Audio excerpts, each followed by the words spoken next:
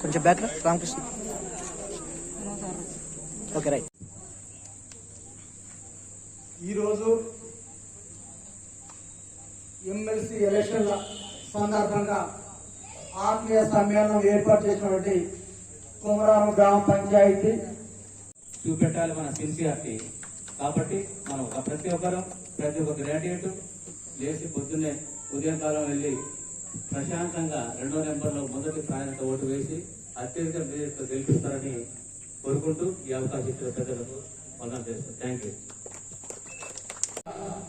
ఉప ఎమ్మెల్సీ ఎలక్షన్లు గతంలో పల్లా రాజేశ్వర రెడ్డి గారు పోటీ చేసి ధన ఆశ చూపించి ఓట్లని సొంతం చేసుకొని గెలిచి మళ్ళీ ఆయన యొక్క పాఠశాలను విస్తరించుకోవడానికి ఆర్థికంగా బలపడడానికి మళ్ళీ ఈ నిరుద్యోగులకు ఇచ్చినటువంటి హామీలు ఏదైతే ఉన్నాయో ఆ హామీలను కూడా పక్కన పెట్టి ఇచ్చినటువంటి వాగ్దానం ఏ ఒక్క వాగ్దానాన్ని కూడా నిలబెట్టుకోకుండా ఈ ఎమ్మెల్సీ పదవికి మధ్యలోనే రాజీనామా చేసి గడిచినటువంటి ఎమ్మెల్యే ఎలక్షన్ లో ఆయన గెలుపొందడం జరిగింది.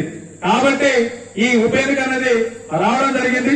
ఈ ఉప ఎన్నికకు మన కాంగ్రెస్ పార్టీ తరఫున తీన్మార్ మల్లన్న గారు, మీకందరూ తెలిసినటువంటి సుపరిచితమైనటువంటి వ్యక్తి తీన్మార్ మల్లన్న గారు, ఒక సాదా సీదమైనటువంటి కుటుంబం నుంచి గవర్నమెంట్ బడిలో చదువుకొని అనేక ఆర్థిక ఇబ్బందులు ఎదుర్కొని ఒక క్యూ న్యూస్ అనేటటువంటి ఒక టీవీ సంస్థను స్థాపించి టిఆర్ఎస్ ఇప్పుడు బీఆర్ఎస్ గా ఉన్నటువంటి ఈ ప్రభుత్వం చేసినటువంటి అరాచకాలను అన్ని కూడా కళ్లకు కట్టినట్టుగా అందరికి చూపించి మల్లన్న ఒక ఇంటి ఫ్యామిలీ మెంబర్ గా అందరికీ ఆయన తెలుసు. మల్లన్న ఇవాళ ఆయన్ని నిరుద్యోగ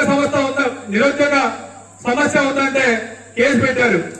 అదేవిధంగా పేపర్ లీకేజ్ జరిగిందంటే మళ్ళాంటి కష్టపడి మన పిల్లలు కష్టపడి రాత్రి పగలు కష్టపడి చాలని డబ్బుతోటి కోచింగ్లు తీసుకొని పరీక్షల్లో ర్యాంకు సాధిస్తే ఆ ర్యాంకుని కాకుండా దాన్ని పేపర్ లీకేజ్ చేసి సింపుల్ గా వాళ్ళకని ఇంకో మార్కు తెప్పించుకొని ఆ జాబ్ ని వాళ్ళు సొంతం చేసుకునే విధంగా చేసినట్టు దాని మీద ప్రశ్నిస్తే కేసు పెట్టారు. ఇలాగా చెప్పుకుంటూ పోతే అనేక సార్లు కూడా ఆయన మీద కేసు పెట్టి నిర్బంధించి అనేక ఇబ్బందులు పాలు చేశారు. అయినా కానీ మల్లన్న ఏనాడు కూడా వాళ్ళకు రాజీ పడలేదు. ఎప్పుడు కూడా వాళ్ళకి లొంగకుండా ఆయన చివరి వరకు కూడా పోరాటం చేసుకుంటూనే వచ్చాడు.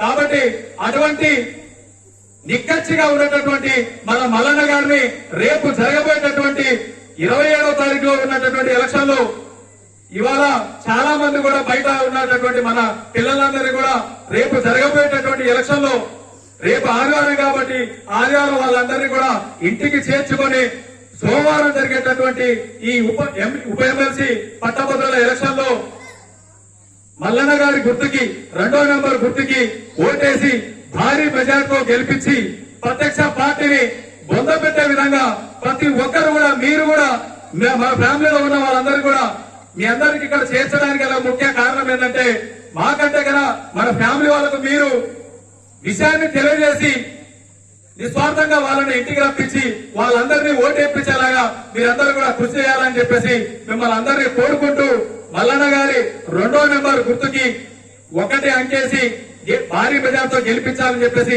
మీ అందరినీ పేరు పేరున కోరుకుంటూ మన పులిసెల గ్రాడ్యుయేట్ మిత్రులకు అక్క చెల్లెళ్లకు అన్నతమ్ములకు కూడా పేరుతో నమస్కారం. ఈ నెల 27వ తారీఖు జరిగేటువంటి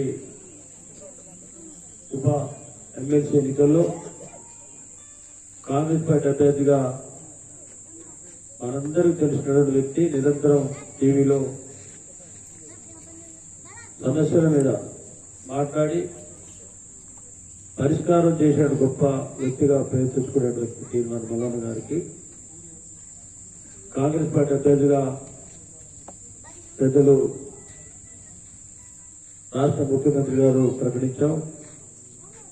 వారు గతంలో పల్లా రాజిరెడ్డి మీద స్వల్ప తేడాతో ఓడిపోయి నిరంతరం అయినా సరే ప్రజల కోసమే పనిచేస్తున్న గొప్ప వ్యక్తిగా మనం ఈనాడు మనందరికి తెలిసినటువంటి వ్యక్తి. అదేవిధంగా బీఆర్ఎస్ పార్టీ అభ్యర్థి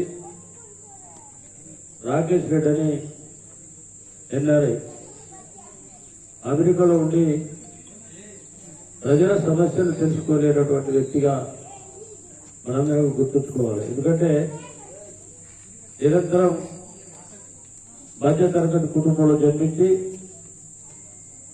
వారు ఉన్నత విద్య అభ్యసించి ప్రభుత్వ పాఠశాలలో చదివినటువంటి వ్యక్తి. అదేవిధంగా బీఆర్ఎస్ అభ్యర్థి కొన్ని కోట్లు సంపాదించి అమెరికాలో చదివి వచ్చినటువంటి వ్యక్తిగా ప్రజలకు సంబంధం లేదు, ప్రజాసేవ చేయలేదు, ఎలాంటి సంబంధం లేనటువంటి వ్యక్తులు మనం ఓటేస్తే ఏమైతే ఒకసారి గుర్తుంచుకోవాలి. మళ్ళీ అమెరికా వెళ్ళిపోతున్నాడు. తీర్మానం మళ్ళీ వచ్చేసి నిరంతరం ప్రజల కోసం సేవ చేస్తూ ప్రజల సమస్యల మీద పోరాటం చేస్తూ బడుగు బలహీన వర్గాలందరినీ కూడా కాపాడే బాధ్యత తీసుకొని ఎవరు ఉన్నా లేకపోయినా ప్రజల కోసం పనిచేస్తా, ఎవరికి సమస్య వచ్చినా కూడా ఇమ్మీడియట్ గా స్పందించి ఫోన్ ద్వారా ఆ పేద కుటుంబాన్ని కాపాడే బాధ్యత తీసుకున్న గొప్ప వ్యక్తిగా మనందరం కూడా మనం గుర్తించాలి, ఆశీర్వదించాలి. ఇకపోతే తెలంగాణ రాష్ట్రంలో ఎలాంటి రాజకీయాలు వచ్చాయి. గతంలో 10 సంవత్సరాలు బీఆర్ఎస్ పార్టీ ఉండి ఇంటికో ఉద్యోగం ఇస్తా అని చెప్పి మాట మార్చి మోసం చేసినటువంటి వ్యక్తులకు వేద్దామా, లేదా మల్లడానికి వేద్దామని కూడా ఒక ఆలోచన చేయాలి.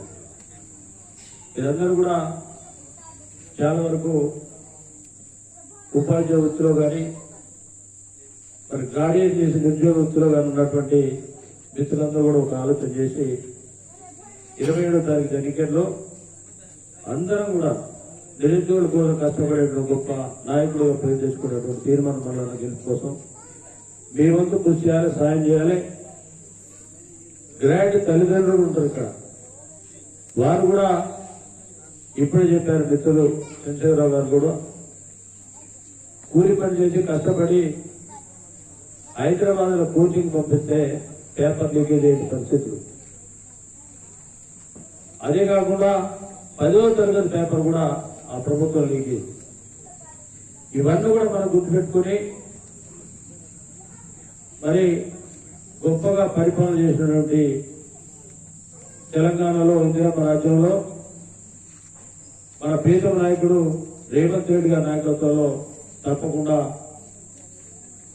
అన్ని రకాల సంబంధించిన అన్ని డిపార్ట్మెంట్ సంబంధించిన ఉద్యోగాలు కూడా రిలీజ్ అయ్యే అవకాశం ఉంటుంది. మొన్న తీర్మానం మల్లన్న గారు చెప్పడం జరిగింది. డిఎస్సి కూడా రిలీజ్ అయ్యే అవకాశం ఉంటుంది త్వరలో అంటే రేపు జూన్ 7 వరకు కోడ్ ఉంటుంది. దాని తర్వాత అన్ని ఉద్యోగాలు పర్వాలు వస్తాయి. గతంలో